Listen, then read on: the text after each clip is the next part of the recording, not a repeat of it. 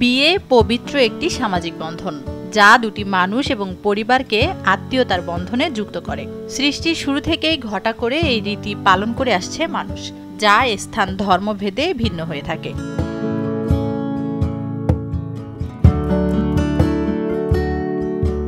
দক্ষিণ সুদানের মুন্দারি গোত্র, যেখানে পুরুষ নির্দিষ্ট কোনো নারীকে বিয়ে করতে চাইলে সরাসরি তাকেই জানাতে হয়। পছন্দের পাত্রীকে বিয়ে করার কথা কনের পরিবার জানলে মেয়ের বাবা আত্মীয় স্বজন নিয়ে পাত্রকে ইচ্ছে মতো পেটাতে পারে, যা ওই গোত্রের আইনে বৈধ। নারীর আগে অভিভাবককে জানানো অর্থ বাবা ও কন্যা উভয়কে অপমান করা।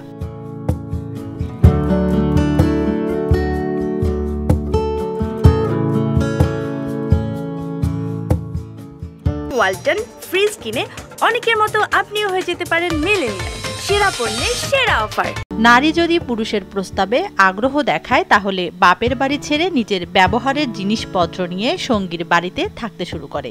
একটা সময় পর কন্যা রাজি হলে তার অভিভাবকরা মেয়ের শ্বশুর বাড়িতে আসেন। এরপর তারা তাদের কন্যার জন্য পণ নির্ধারণ করে। সেই নির্ধারিত পণ পরিশোধ করে পুরুষটি বিয়ে করতে বদ্ধপরিকর।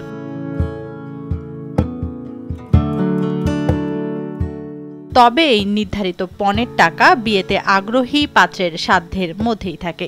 এ কারণে মুন্দারি সমাজে কোনো পুরুষই স্বেচ্ছাচারী হয়ে যাকে তাকে বিয়ে করতে পারে না। নিজের ব্যক্তিগত বা পারিবারিক যোগ্যতার নারীকেই বিয়ে করতে পারে। ফলে এই সমাজে নারী পুরুষের মধ্যে ঝগড়া বিবাদ কম।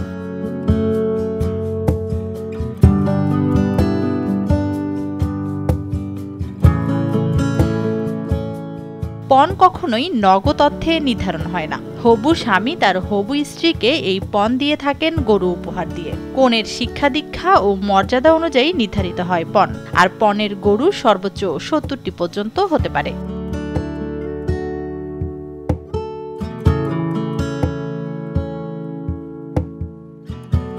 পুত্র সন্তানের চেয়ে কন্যা সন্তান বেশি আরাধ্য পায় এ গোত্রে।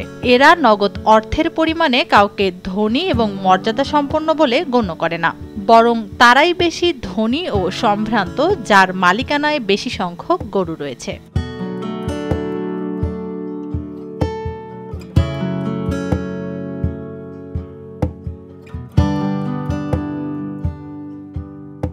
তানজিনা তাসনিম, RTV।